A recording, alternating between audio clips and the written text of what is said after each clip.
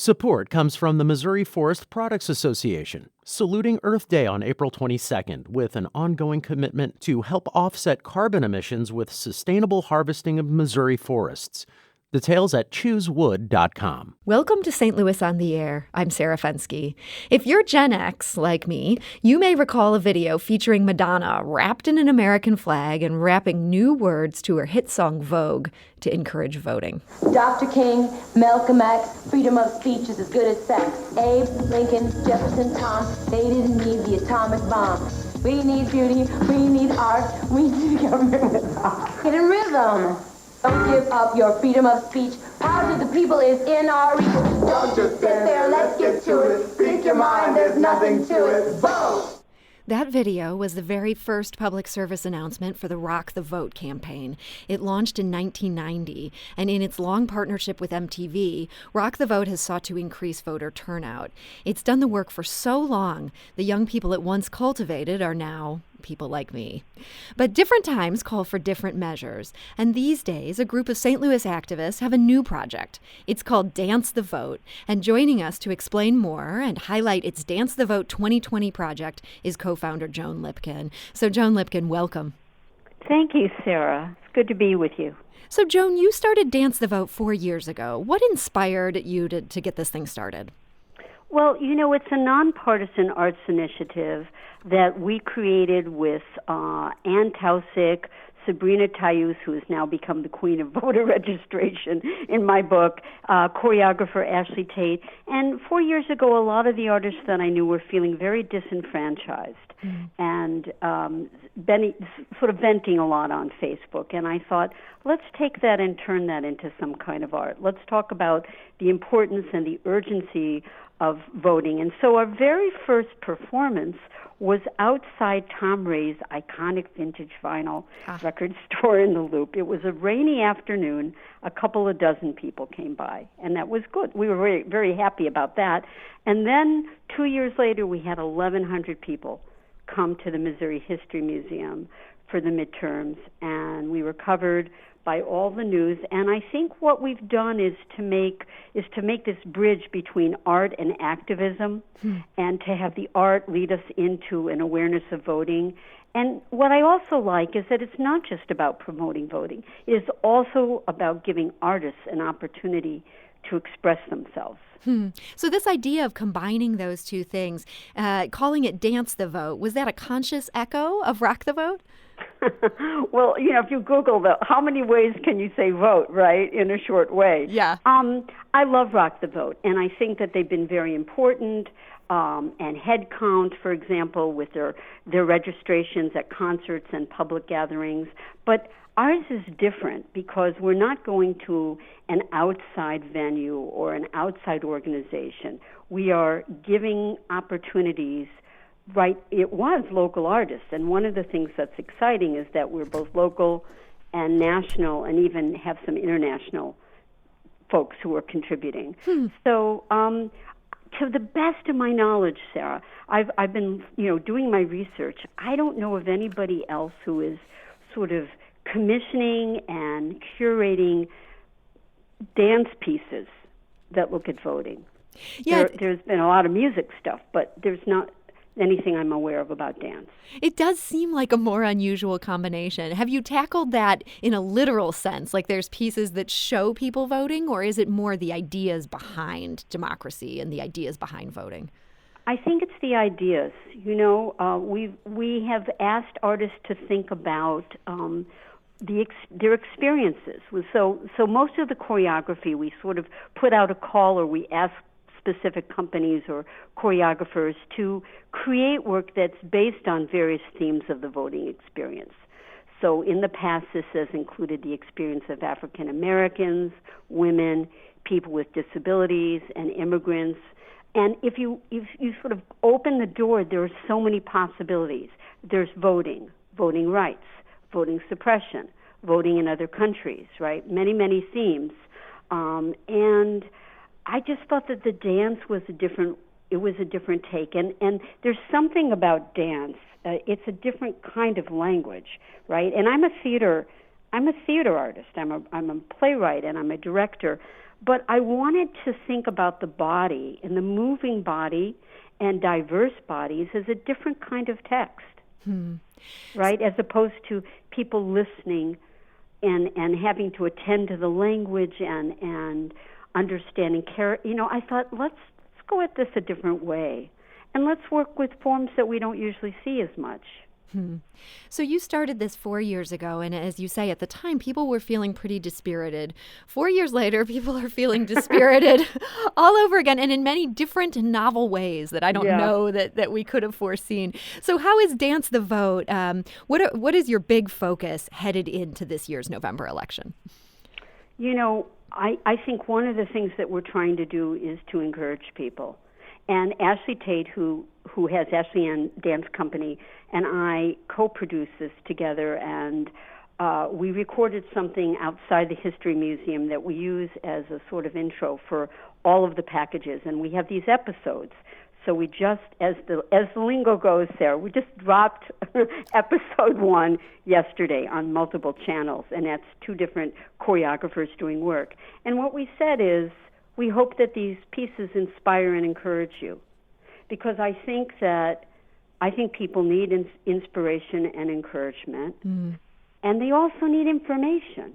I mean, there is so much misinformation out there right now, especially around voting options in Missouri, and oftentimes it's propagated by very well-intentioned people who will see like a graphic from that somebody has posted, and probably from another place, another state, and then they'll repost it, and it's erroneous. So what we're doing is, after each episode, first of all, we welcome people in, and then we have these we have 2 pieces in an episode, and at the end of each episode, we have information about how to check their registration. Text check to 50409 or to vote.org, or most recently, a wonderful resource that we're going to start adding, which is vote411.org, which is put out by the education arm of the League of Women Voters. And we also have a card, a graphic at the end, where people can call 1-866-OUR-VOTE for help, and that is an election protection hotline. I mean, so we're encouraging, we're giving artists an opportunity to express themselves, and we're also providing information. And we're doing this with everything we do. We have a whole bunch of stuff coming up, and with everything we do, we sort of pair the art and also the information. But first, we have the art. And so first you have the art. You have these episodes. You say the first one just dropped. Each one has 2 different pieces of choreography. How many episodes are you planning in total? I think 10. Okay. But we actually have gotten more work in that excites us. So you may expand. Yeah, and I got to tell you, Sarah, when we reached out to people, and our focus sort of from the beginning was local, but then we decided to expand it. We have had incredible conversations with artists all over the country, and they have thanked us for the opportunity to make something and to be paid a commission, which is not what I wish it could be because our funding was cut. But I'll have to tell you something very interesting about how we raised money. Let's circle back to that, because that has been fascinating. But they've thanked us. They've thanked us for the opportunity to make work, to be of service. A lot of choreographers and most artists are sort of out of work right now, and to give them visibility. And so that's a wonderful thing. It's sort of creating this national, even international community of performers. And I want to play some audio. One of our producers talked to one of those performers. I want to do that in just a moment. But first, I want to mention something that I feel like is really important. And that is that you decided to primarily highlight the work of choreographers and artists of color. Why was that important to this project? Oh, my goodness. Well, thank you for that. I really appreciate the opportunity to talk about that. We have always presented diverse companies and artists. When George Floyd was murdered, we decided that we would center the work of BIPOC artists. We felt that this was a very important moment. And not to say that that moment should end, but that that moment should extend. And just to cut in here, when you say BIPOC, for our older listeners or people who don't hang out on Twitter nearly as much as I do, that's Black, Indigenous, people of color, is that right? Correct. And when we talk about people of color, in other parts of the country it has a different connotation than it does here so much in St. Louis. We're also talking about Asian American, and we're also talking about Latinx. Okay, so we have people we have choreographers who are Latinx. We have an amazing we have this Latinx hip hop group from LA called Versa Styles, and we have a wonderful Asian American company out of New York, Nene Chen. So that's what BIPOC is. But this is also coming out not only of that moment around George Floyd's murder and the fuller emergence of the Black Lives Matter movement, because of course this had begun many years ago, but it also is in response in my opinion, from something that came out, I believe it was in July. There was a manifesto that was written called We See You White American Theater. We See You White American Theater. That had over 150,000 signatures. That really asked white theater makers what they plan to do about the racism and the lack of opportunity in contemporary theater. Now, this was really aimed more at theaters and really aimed more at large theaters, at probably regional theaters, than it was at a small organization like mine. But I took that charge very seriously. And a lot of companies put statements of solidarity on their website. And I think that's important. I think it's important to signify commitment, but I think that in some ways talk is cheap, and I'm interested in action. I'm interested in talk and action. So we decided that we would center the work of BIPOC choreographers. Well, and I want to play some audio from one of those choreographers right now. And those who've been listening since the beginning of the show will know we have been having some technical difficulties today. So, Joan, I'm not 100% sure you'll be able to hear this, but I believe our listeners will, and we'll see. And we're talking, of course, today to Joan Lipkin. She's the co-founder of Dance the Vote. This is a project that combines art and activism around the issue of voter registration and voter rights. And they're dropping a series of videos this fall. The first one just dropped yesterday. There's much more to come. Choreographer Christopher Page Sanders is based in Denver but has St. Louis roots. And his piece has a clear connection to voting and voting rights. It's called Daughters of the Legacy. And earlier this week, Christopher spoke to our producer, Evie Hemphill, about what inspired the piece. At that time, I was doing a lot of research on the suffragist movement, but also where Black women fit into the suffragist movement. And my piece abstractly speaks on that, on how all of these Black women, Ida B. Wells, Sojourner Truth, all of these women within this movement, all of these beautiful, beautiful Black women were called upon to speak out and to work with the movement and to be basically the forefront of the movement. But when it came to actually seeing the rights of all women come through, those rights went to specifically white women, and the Black women who were working with these other women for their right to vote never saw their vote come through until much later in time. And that is choreographer Christopher Page Sanders. His piece is called Daughters of the Legacy. Joan, what do you take from his piece? What I take from it is that we need to restore the enormous contributions of women of color to the suffrage movement. And Jacqueline Thompson, who is one of our beloved St. Louis performers, recorded and wrote a beautiful poem that got layered on top of the piece. So yeah, it's a beautiful piece. We haven't shown it yet. We're really excited to release it. Okay, so that's one that's going to be upcoming. And again, that is a Denver-based choreographer who has St. Louis roots. And Joan, this feels like a great time to loop back with that thought that you had mentioned earlier, which is that your funding got cut. I assume this was some sort of a grant type money that people had to pull back on.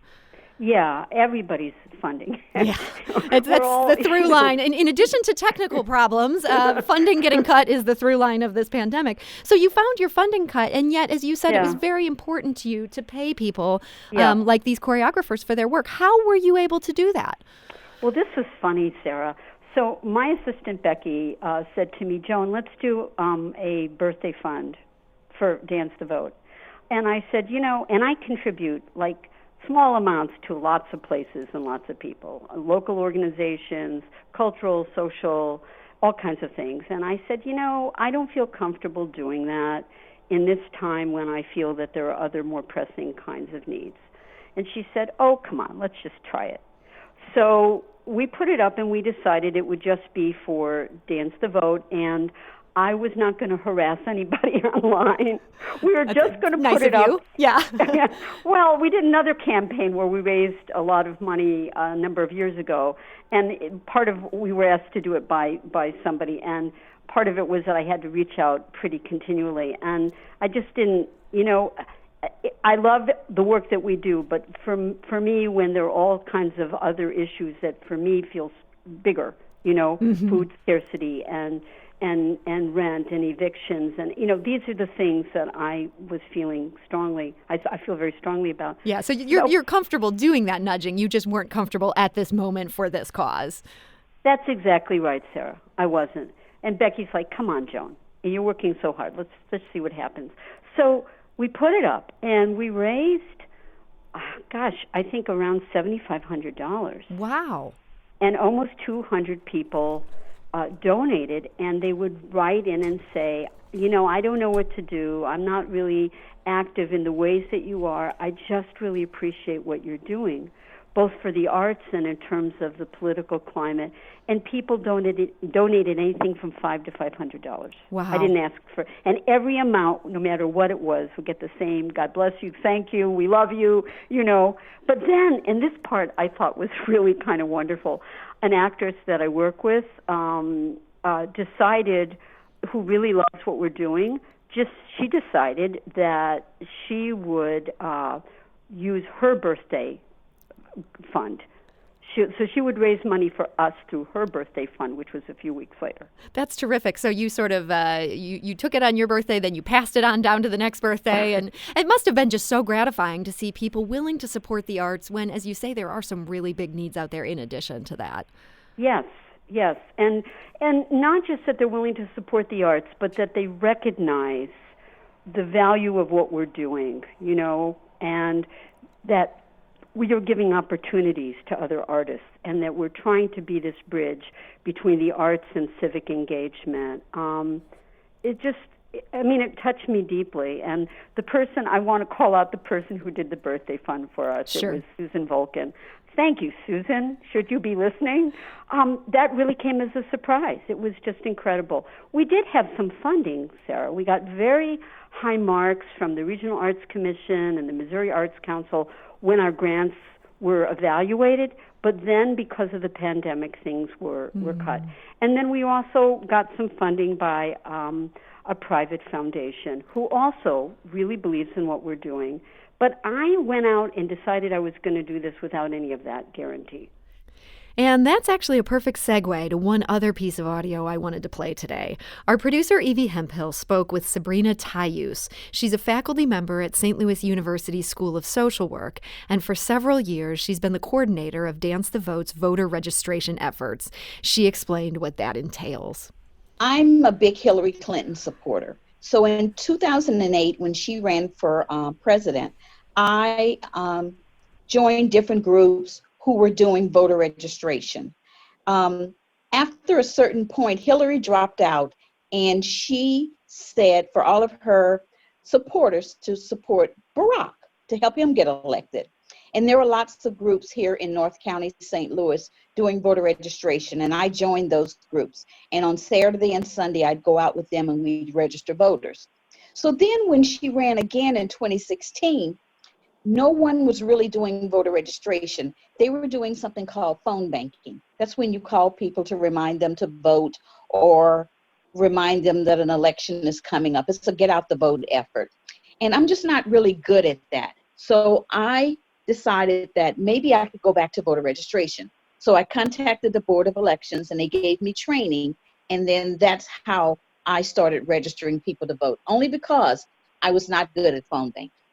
That's Sabrina Tayus, and what a great story there. Sabrina explained how she's adapted these voter registration efforts for this new age of COVID-19. She wears a face shield. She comes armed with hand sanitizer and other supplies. And even when she's limited to doing it virtually, she finds ways to get that work done as well. Yeah. I also do voter registration online. I show them how they can just pull out their own cell phone and go to vote411.org and register themselves. So I've been really creative in doing this, and I've even continued training people online through Zoom on how to register voters. That is Sabrina Tayus of St. Louis University School of Social Work, the coordinator of Dance the Vote's voter registration efforts. And Joan, I was joking earlier about the through line of this pandemic is lack of money and technical problems, but really the other through line is people have found ways to be so creative. And honestly, it sounds like Sabrina's patching things together is proof of that.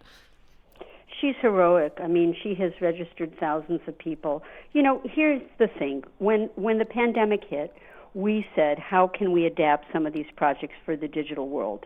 And we're all learning how to do that, because some of the videos that came in were just in tremendous shape, and others we needed to remaster the sound, or we needed to suggest that maybe people add some visuals. It's a different world, this digital world that we're in, but it's the world that we're in right now, and it's a learning experience for us. But what I'm excited about is that we not only can, I'm trying to look at the positive about things, Sarah, you know? And I think that that's something that we all need to try and, what are these moments that we can move into? And the fact is that we not only can work with local artists, but we can work with people in other parts of the world. In episode 1, we have one of our choreographers is based in Germany. And that you couldn't have done before, all of this connectivity. We couldn't have done. No, we couldn't have done before. And so it not only extends the opportunities of the artists that we can work with, but it also extends the opportunities for the audiences. But, you know, we have all these amazing things that are coming up, and I bet we're going to run out of time. Yeah, I kind of unfortunately saw that coming, even with the additional time we had today. We do have just basically 2 minutes left here, Joan, and I would love for you to just quickly highlight Movin' and Groovin', which is on September 26th in partnership with the Missouri History Museum. Well, it's going to be a dance class. You used to do it outside the museum, and now we've taped it. Ashley Tate is running it, and we're going to do sort of some old-style favorites like the Macarena and the wobble and the electric slide, is sort of to provide some dance comfort food, you know, like mac and cheese. But we're also putting together, and I have a meeting right after this, we're going to do a collegiate competition, which we will also have cash prizes for, because I think that people want and appreciate some kind of financial recognition right now. And our working title is Good Trouble, Why John Lewis Inspires Me to Vote. Oh, that sounds so cool. This is a collegiate video competition? It is. It's probably going to be housed at Webster. I hope Webster is okay and happy that I'm announcing this, but we're pretty much committed to doing this, and I want to see if we can do it sort of across the metro area, that any schools and any students that want to be involved they can create work on Facebook, Instagram, or TikTok. There'll be short videos, and it'll give them, we're probably going to announce this on Constitution Day, it gives them an opportunity to step into this because, according to what I've been studying, millennials and Gen Z comprise almost 40% of American voters. And so you really want to encourage them, exercise that right. Yes, and a lot of places are dealing with voter ID laws and moves to remove polling sites from campuses. Again, Missouri has a lot of voter suppression, and that is a subject for an entirely different program. Well, that is, we would need more than an hour to do that. But that's great to see the work that you're doing on this issue, and great to hear about everything that Dance the Vote has been up to. And I just want to quickly mention here, and we just have our final 30 seconds or so here, Joan is also being honored as a Woman of Achievement by the 9 Network. And I think that's super cool, just coincidental timing, but I would feel like a terrible host of this show if I didn't point that out to everyone. So Joan Lipkin of Dance the Vote and Woman of Achievement, I want to thank you so much for joining us today. My pleasure. Thank you for featuring us.